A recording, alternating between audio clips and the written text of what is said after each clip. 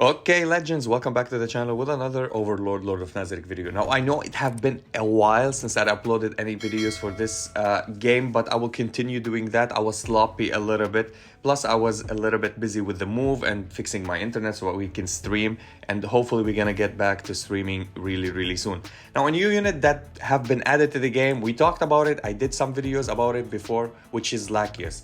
Lakyus is a beautiful character. I love the art design, and her skills are decent. She's a well-rounded unit. You can't go wrong with building her, and she will be up there with the meta in the future. She will not be the huge one to shift there, or she will not be a main character. You might shift her when somebody gets banned or something like that, because she's a really decent, well-rounded unit with sustaining with her own, giving herself all the buffs that she needs. She doesn't need a supporter, she doesn't need a healer, she doesn't need a shielder. She can do it on her own. Plus, she does a lot of damages, especially when you max her out. She will be one of the units that goes crazy and deals damages. She deals physical damage, she deals magical damage. She's a transform unit that you can use with your ultimate. Now, we have a rate up also for 8th, I think, and the new lizard or Shariushu, and we have Nigun as well. These units are decent. You can build them on the side, but it's not anyone that you would love to main. And if you have anybody built up from them, maybe you'll reset them for better units in the future.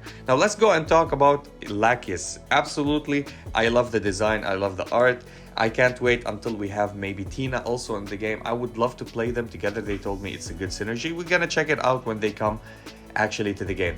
Now, the cool thing about her that you can build her actually on crit rate, because she has a high base crit rate at the start. So if we're gonna look at her crit rate, it's at 21%. It means if you activate any set like Vert Mori or the Termination set, they already have 15% boost that will give you initially by equipping 3 pieces of the set. It means it will take you up to almost 36%, which is actually decent. 36% without any buffs in. So if you do enhancement or enchantments for crit rate, or you get substats of crit rate, this could easily go to the 70s, 80s, 90s, and 100 if you would like to do that. Now, on her skills, yes, she is a well-rounded unit, good on everything. This magical defense, you might see it at 1544, which is not good. If it rolled 1560, it will be an A. So this is basically a low A. So A on everything. So she's decent. The only bad side about her, that is so slow. She has speed, one of the worst speeds in the game. Now, we know the worst is 157. This is 161. Yes, 161, which is close to the worst state of speed in the game. But it does not matter as long as you have a good lineup built around her. And if you have her Arclight, we're gonna be talking about her Arclight by the end of the video. Her Arclight makes her sustain a lot more.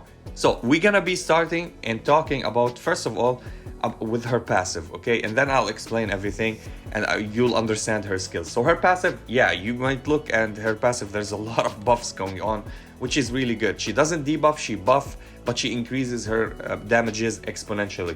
Kiliniram, we're gonna say Kiliniram from now on, because I don't know if it's Kiliniram or something like that. So Kiliniram, and we make it faster for us. It's a buff shield passive, which is great. Like his Curse Sword is imbued with the devastating magic. We know that she has a Curse Sword. If you don't know, this is the sword that she wields, which is awesome. Actually, it's half of her size, maybe a little bit more. So when not in the state of Magic Bloom, there's Magic Bloom state and there's no Magic Bloom state. No, Magic Bloom state is a buff that increases attack by 10% and reduces defense by 10% for her. So she does reduce her own defense, okay? You need to keep that in mind. But she buffs her attack, and this one cannot be dispelled, stripped, or whatever, or stolen from her. This is specific to the character, so it's only for her, okay? So when she is not in Magic Bloom state, after launching a direct attack, Lakyus gains a shield equal to 45% of her current attack for 2 rounds. Stacks up to maximum of 160% of her own attack base. It means you build her up more and more and more on attack, and every single hit that she does when she's not on the Magic Bloom buff, she will gain a shield that will help her survive. So she's another shielder, which is absolutely crazy, but she's an attacker that buffs herself with a shield to keep herself sustaining. Now, upon activating Magic Bloom, removes all of her shield, channeling 20% of the remaining shield value into Cursed Sword Kiliniram for 2 rounds. Now, what does the Cursed Sword Kiliniram do?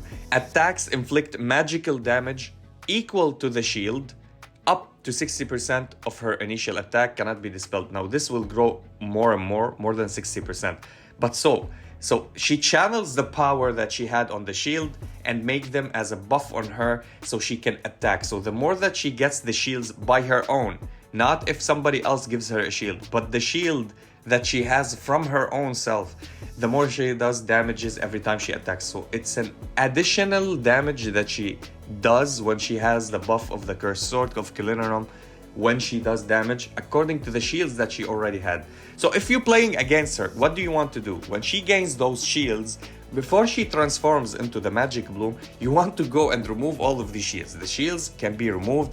Buff block works on her perfectly, and you can go and attack her with massive damages. When she transforms, there's no shield, so there's no extra damage. She will have the buff, but she will deal no extra damage because there was no shield. So it's easy to counter her. This is the point where I'm like, I wish that the shields were absolutely greater than that, but you can go and grow the shields even more greater than this. We'll be talking about that and showing you how. It's always building her up on attack because it's upon her attack. So upon activating Magic Bloom, she gains an attack boost. Now this one, she doesn't get it until you get to 5 stars with her, okay? So forget about this to get it immediately. So let's read her 5-star before I continue. Upon activating Magic Bloom, gains attack boost for 2 rounds. Upon deactivating Magic Bloom, gains a shield equal to 100% of her attack for 2 rounds. So these two specific passives, she will not get them until you get her to 5 stars. So forget about this until you get her to 5 stars. By the way, her attack boost is 30%, which is decent, and the shield is for 100% of her attack, which will make her grow bigger and bigger. So the next round you might hit in a good way actually, or if you deactivate her, if you're gonna give her. So Pistonia might be one of the best units to play with her, since you can go with her ultimate and then use Pistonia to give her, with the ultimate of Pistonia, to give her another turn, and she can go and use her ultimate back to back or something like that. I don't think it goes back to back. We're gonna check the cooldown of her ultimate next. So upon reaching level 2, this does not need 5 stars, does not need anything. You skill up the level, it goes to level 2. Each time Magic Bloom is activated or deactivated, remove 1 debuff from her, and she gains ER for 2 rounds, which is 45% boost on her ER, which she resists debuffs, she resists stuns. You want to keep her on the lineup without getting stunned so she can play around activating and deactivating Magic Bloom. I'm gonna talk about how to do it. It's simple with the ultimate. You click the ultimate, you activate Magic Bloom. You click the ultimate, you deactivate Magic Bloom. When not in the state of Magic Bloom, after launching a direct attack, Lakyus gains a shield equal to 50% of her current attack for 2 rounds. Upon activating Magic Bloom, remove all of the shield, channeling 25% remaining shield into Cursed Sword Kilinarum for 2 rounds. This is what is all of the thing about her with her passive, okay? So whenever she's not in that, she's gonna deal not Magic Bloom, she's gonna deal physical damage, and when she's in Magical Bloom, she's gonna deal magical damage. If she's not in Magical Bloom, she's gonna gain a shield up to her attack. If she's in Magic Bloom, she's gonna deal damages up to the attack or up to the shield value in attack that she had, but she needs to have Cursed Sword Kilinarum, which she will get it anyway. This one you will not get it, but if you got this one but you didn't have the shield, or the enemy removed your shield, it won't matter at you. So you need to keep in mind, when you transform, make sure that you have a shield, thick shield on her, okay? This is the only point I want to talk about with this skill. So her first skill, Celestial Strike. So Lakyus leaps into the air, blah blah blah, single target, and it can go AoE. I want to make sure that you understand this. When she has the Magic Bloom buff, it's an AoE. All of her spells deals AoE. When she's not in Magical Bloom or Magic Bloom, she will deal single target, most likely if the skill says single target. So when not in the state of Magic Bloom, deals damage equal to 100% of attack to a single enemy, and this damage is physical. When in the state of Magic Bloom, deals magical damage equal to 60% to all enemies, which makes her an AoE. Now we're gonna talk about the skill ups. I don't think there's a big of a change here. So when not in Magic Bloom, deals damage equal to 1/5. Then in Magic Bloom, deals damage to 6. I think the buff is here. Okay, so when not in state of Magic Bloom, deals damage equal to 150% to a single enemy, and the value of the shield triggered by Celestial Strike increased by 50%. Nice. So the value of, because if you had a shield, you will get a 50% buff on this damage. And when in the state of Magic Bloom, these magical damage equal to 60% or 66% to all enemies, and then it goes up and triggers even more with the numbers, and that's it. So you need to pay attention here. And the value of the shield trigger by Celestial Strike. So because you're gonna do the Celestial Strike, if you're still not in Magic Bloom, you're gonna gain a shield. So if you're gonna gain a shield, 50% of it as an attack will be dealt to the enemies, which is good, decent. It will make her more of a damage dealer. It will make her more consistent with the damages. Even if there's damage reductions, she buffs herself all with the damage. So you see that the first skill buffs itself with its own without any type of buffs. But if you have this buff on it, it might be changed, but this buff you will have it when you're in Magic Bloom. So doesn't matter if you're in Magic Bloom or not. The only thing that is, I would say, a big difference, if when you're not in Magic Bloom, you're gonna do single targets attacks more, but when you are in Magic Bloom, you're gonna do AoE damage. Now, I don't know if in counter team, if she's in the state of Magic Bloom and she counters, she's gonna do an AoE damage. I think it's still a single target, but because it's a trigger function of a counter, not a trigger function of anything else. Even if you give her assist, I don't think she assists as an AoE. She would assist as a single target, even in Magic Bloom state. Now, let's talk about her second skill. I love the second skill. Anything that gives you something like lifesteal or return back on HP, I love it because it will be absolutely crazy. You'll not need a healer. You can sustain on your own, and you can solo stuff on your own, especially if you want to go and play any kind of PvE content that you need characters to survive. This is what I'm going to talk about. So it's an AoE spell. So when not in the state of Magic Bloom, deals damage equal to 40% of attack to everybody, okay? This is an AoE. It's not depending on single or not, even if she's not in Magic Bloom. When in the state of Magic Bloom, deals magical damage equal to 40% and prioritizes attacking the target, the primary target. Now, what she does with this AoE, she hits 5 randomly. I didn't read it for you. So for the attack 1 primary enemy, then 5 random enemies. These random enemies might be only 2, might be only 3. It does not mean that everybody will get hit, okay? You need to understand this one. But when you do it with the Magic Bloom, she prioritizes the primary target. The primary target might take all the damages as single target to it, okay? All the AoE might transfer into that target. So, her skills when you upgrade it. When in the state of Magic Bloom, increase the damage dealt to the targets with shield by 30%. So she counters shield. The damage, it means she's gonna do magical damage with Magic Bloom. But if the target has shields, they take 30% extra damage. It means she's gonna go and counter some kind, a little bit she counters Masked Shelter and counters Night Albedo or any target that gives shields or gains shields in any way. So this is kind of decent for her actually to be played. It gives her a utility that if they have shield, you can go and counter it with the second skill that she has. So when she's not on the Magic Bloom state, deals damage equal to 45%. It goes when damages, and on level 5, when not in the state of Magic Bloom, when not. So if you're doing physical damage, recovers HP equal to 100% of attack. 100% of attack is absolutely huge. So if you build her more on damages or on attack, she's gonna get more lifesteal or more return on HP because the attack will be even better or greater than that, which is really decent. Now, these are all good and fine. Now we'll talk about the activation and deactivation with her AoE ultimate. So Lakyus Unleash Dark Blade Mega Impact, attacking all enemies. It's an AoE buff and the multi-move as well. So when not in the state of Magic Bloom, deals damage equal to 90% of attack. When in the state of Magic Bloom, when not in the state of Magic Bloom, gains Magic Bloom. So what happens is, you deal damage, physical damage, then you gain Magic Bloom. Now, if you are in Magic Bloom, you deal damage equal to 90% as magical damage, and then you transfer yourself into Bloom, or not Magic Bloom.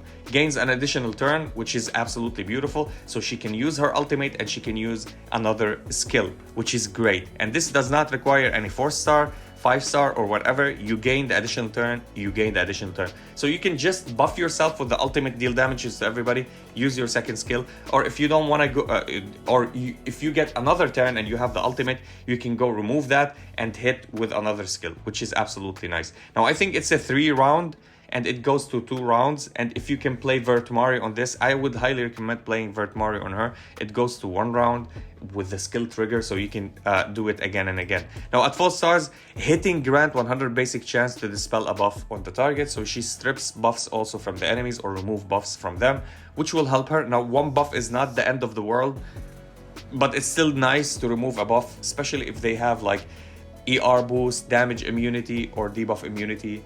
This will be great for you to have it on them. Each time, on 6 stars, each time Dark Blade Mega Impact is used, increase the upper limit bonus damage granted by the Cursed Sword Killinum by 25% up to 100%. This is permanent for the end of the battle, so you will get it to 100%. So you're gonna increase, so 100, let's say 100%, she has it at Cursed Sword Killinum at 60%, so it will go to 160. Let me go and show it to you so we understand what we're talking about. Attacks, blah blah blah, 60% of initial attack. This with the additional 100 goes to the additional 160%, which is great, and it will help you out do more damages and be more consistent. So you can use this one. I think it's 25%. It means you need to use it like 4 times and it will get you the 100%, which is absolutely decent on her, up to maximum of 100%. Now skill cooldown -1, and everything else will buff the damages and buff the mitigation for her, or buff the damages from the skills whenever you're on magic or not on Magic Bloom. Absolutely decent unit. Is she a top tier? No, she's a good average unit. She's a good average unit. I would say she's better than, of course, the characters on release, like Cocytus and these. But these are other characters that you have them for their utility, like Cocytus for bleed, Demiurge for burn, Albedo for burn, Nabi for shock, and for multiple kill. Mari with the seed, with the explosion. Still, I think Mari does more damages than her normal Mari because of the seed explosion. It's continuous damage, which never ending, and you can trigger it with anybody on your lineup even after he dies. But her, I think the utility of surviving with the HP, is she a must-have? Is she like, oh my god, you need her on your account? No, she's not. Sadly, she's not the meta-changing unit, but she's a decent unit. She's an okay unit. If you want a carry better than the carries that we already have, I would say consistent, because she survives a lot. She gives herself ER boost, she gives herself shields, she heals herself, she deals good amount of damages. She roll into late game with her ultimate used 4 times, so she gains the 100% extra. If you didn't destroy her shield and she transforms into Magic Bloom and she deals damage to you, the extra amount of shield will be damage to you again if you build her high on attack. So I think she's decent. I think she would find herself greatly working with the meta of Yuri, Brain, Icy Cocytus on the same lineup, because she will get shields from Yuri, so her own shields will be surviving because of the extra additional shields with the counter team with Yuri, and then you can deal more damages with her. If you play her on a counter team, because she doesn't play with speed, so basically you play counter team because you don't have speed, or you don't care about speed when you're playing with a counter team. So she works perfectly with the counter team. I think she would be the best unit on a counter team to play it. Like, now Gazef users, Sebas users will kind of understand how a good unit is better than a trash unit such as Gazef on the lineup. I don't hate Gazef, you know, he's one of my favorite characters in the anime. I hate how they did him so bad in this game. Like, you need to go to like 9 rounds to start activating his damages. Absolutely stupid. Anyway, let's talk about her Arclight. Her Arclight is a must on her if you pulled her and you want to build her and you want to max her out. Now, the best thing about her, I would say, is her Arclight. Her Arclight actually adds a lot of damages to her and adds a lot of damage resistance. It goes up, the damage reduction goes to 20%, the damages increase goes to 24%. Let's read it. So if not in Magic Bloom state, reduces damage taken by 10% because she increases everything and she gains shields and everything else. In Magic Bloom state, increase even more the damages by 12%, and it goes up to 24%. So this is a hyper carry, especially if you did her with her the ultimate 4 times. Then she becomes unstoppable. I think on a counter team she would be the meta right now. She would be the meta. Is she better than having, let's say, Negredo? I would think that she's better than Negredo because she's self-sustained. Negredo can die like with 2 taps because she's a glass cannon. She's a good unit, but she's better than her. I don't think there's a unit that is... I think she and Yuri are good. Yuri sustains a lot. She deals decent amount of damages, Shadow Yuri, on the counter team. Adding her to the counter team, you're gonna have sustain. She heals herself. Isekai heals her as well. She gains shields from Yuri and on herself. Brain allows her to counter and allows Yuri to counter and everybody to counter on the team. Brain will counter every time and reduces the attack. She's gonna dispel units. She's gonna buff with the ER herself, and she deals massive ton of damages plus AoE. Now this is a good unit to add to Yuri. Yuri procs AoE damage, plus she does counter single target, or she does single target. This unit will be an AoE unit. I think she would be decent with the counter team. You need Isekai and Brain though, and Yuri, to fulfill a team around her, and then she will shine and be the best there. Let's do a couple of summons on her. I didn't want to summon, but hey, I have 17. Let me go for 20 summons. Maybe we can have her. Maybe we can have her. Can we get you? Just for collection wise, I'm not gonna build you, but just for collection wise. Lakyus, here we go. Okay, boy. Oh boy. Me always gonna summon, me always not gonna get anything. Wait, did I see a share here? Do your shares, guys. It gives you 30 diamonds. I'm poor. I'm poor. I need diamonds. Diamonds are healthy for me. It keeps my heart pumping. Come on, come on. Yeah, I'll use 500 diamonds. It does not matter. I mean, we have 30k right now. Don't do this. Don't do like me. Save it for better units. I'm doing it just because I'm stupid.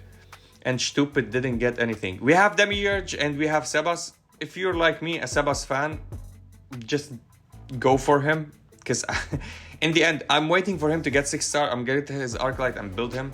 Stupid, bad unit. Very, very bad unit. But I love him.